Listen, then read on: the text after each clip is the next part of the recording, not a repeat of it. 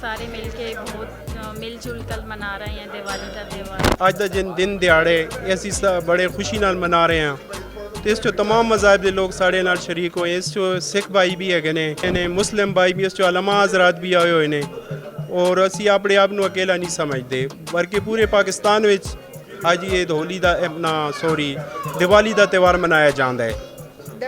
ਦੀਵਾਲੀ ਦੇ ਹਵਾਲੇ ਨਾਲ ਇਹੋ ਹੀ ਹੈ ਕਿ ਜੀ ਰਾਮ ਸਾਹਿਬ ਜਦੋਂ ਆਏ ਸਨ, ਰਾਮ ਜੀ ਜਦੋਂ ਆਏ ਸੀ ਆਪਣਾ ਬਨਵਾਸ ਕੱਟ ਕੇ, ਤੇ ਉਦੋਂ ਫਿਰ ਉਹ ਦੀਵੇ ਬਾਲੇ ਗਏ ਸਨ ਤੇ ਤਿਉਹਾਰ ਮਨਾਇਆ ਗਿਆ ਸੀ, ਖੁਸ਼ੀ ਦਾ ਇਜ਼ਹਾਰ ਕੀਤਾ ਗਿਆ ਸੀ ਤੇ ਇਹਦੇ ਵਿੱਚ ਦੀਵਾਲੀ ਦਾ ਤਿਉਹਾਰ ਮਨਾਇਆ ਜਾਂਦਾ ਹੈ ਜੀ। ਸਾਡੇ ਅੱਜ ਮੰਦਿਰ 'ਚ ਦੀਵਾਲੀ ਦਾ ਪ੍ਰੋਗਰਾਮ ਹੋ ਰਿਹਾ, ਹਰ ਸਾਲ ਹੁੰਦਾ ਤੇ ਫਿਰ ਅਸੀਂ ਆਉਂਦੇ ਤੇ ਦੀਪ ਜਲਾਉਂਦੇ ਨੇ। ਜੇ ਦੀਪ ਜਲਾਉਣ ਦਾ ਇੱਕ ਹੀ ਮਕਸਦ ਹੁੰਦਾ ਕਿ ਅਸੀਂ ਅੰਧੇਰਾ ਦੂਰ ਕਰਨ ਚਾਹੁੰਦੇ ਆਪਣੀ ਜ਼ਿੰਦਗੀਆਂ ਤੋਂ, ਤੇ ਅਸੀਂ ਚਾਹੁੰਦੇ ਅੱਜ ਇਸ ਸਾਲ ਦੀਵੇ ਜਲਾ ਕੇ ਕਿ ਅੱਜ ਅਸੀਂ ਜੋ ਦੀਵੇ ਜਲਾਉਂਦੇ ਪਏ ਨੇ ਉਹ ਸਾਡੇ ਜ਼ਿੰਦਗੀਆਂ ਤੋਂ ਅੰਧੇਰਾ ਦੂਰ ਕਰੇ ਤੇ ਪਾਕਿਸਤਾਨ ਤੋਂ ਦੂਰ ਕਰੇ ਤੇ ਪਾਕਿਸਤਾਨ 'ਚ ਅਮਨ ਕਾਇਮ ਹੋਵੇ।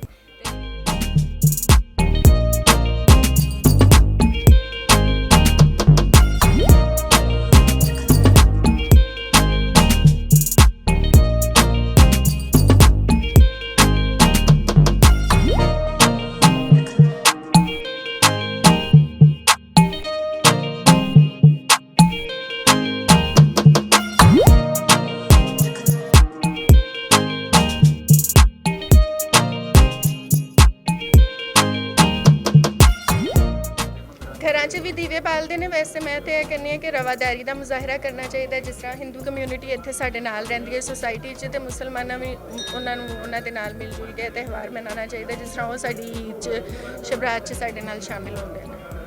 ਮਜ਼ਹਬੀ ਰਵਾਦਾਰੀ ਦਾ ਹੀ ਮੈਸੇਜ ਦਾਂਗੀ ਮੈਂ ਕਿ ਮੁਆਸ਼ਰੇ ਦੇ ਅੰਦਰ ਇੱਕ ਦੂਸਰੇ ਮਜ਼ਹਬ ਵਾਸਤੇ ਜਿਹੜਾ ਤੁਹਾਡਾ ਇੱਕ ਦੂਸਰੇ ਦੇ ਨਾਲ ਰਵਾਦਾਰੀ ਦਾ ਮੁਜ਼ਾਹਰਾ ਹੈ ਉਹ ਤੁਹਾਨੂੰ ਕਰਨਾ ਚਾਹੀਦਾ ਹੈ। ਮਤਲਬ ਜਿਸ ਤਰ੍ਹਾਂ ਉਹ ਸਾਡੇ ਤਿਉਹਾਰਾਂ ਦੇ ਵਿੱਚ ਖੁਸ਼ ਹੁੰਦੇ ਨੇ, ਸਾਨੂੰ ਵੀ ਉਹਨਾਂ ਦੇ ਤਿਉਹਾਰਾਂ ਦੇ ਵਿੱਚ ਉਸੇ ਤਰ੍ਹਾਂ ਖੁਸ਼ ਹੋ ਕੇ ਖੁਸ਼ੀਆਂ 'ਚ ਸ਼ਾਮਿਲ ਹੋਣਾ ਚਾਹੀਦਾ ਹੈ। और जितना आज प्रबंध है, जितना भी अखराजात है साढ़े वक्फ बोर्ड दे डॉक्टर आमर साहब कर रहे हैं, जितना भी इंतजामात हैं, ये रामचंद्र जी ने अपने माता पिता का हुक्म मांदा सी 14 साल का बनवास काट के, और इस दिन ते अयोध्यापुरी आज वो अपने तख्त पे बराजमान होए सन। इस खुशी च अज चिराग वगैरह होए सन। और जिस तरह के साढ़े मुल्क के बारे सोचा जाता है पाकिस्तान कि उत्थे अकलीतां आज़ाद नहीं हैगियां, ये बिल्कुल गलत है, नफी सोच है।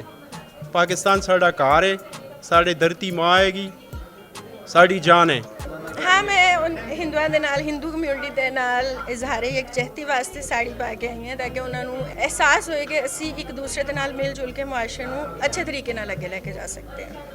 और मैं यही प्रार्थना करना अपने माता जी अगे कि भगवान साढ़े पाकिस्तान ਨੂੰ कायम दायम रखे, और खास कर साड़ी पाक फौज ਨੂੰ ਜਿਹੜੇ ਕਿ ਅਸੀਂ ਸਕੂਨ ਦੀ ਨੀਂਦ ਰਾਤ ਤੇ ਸੋਨੇ।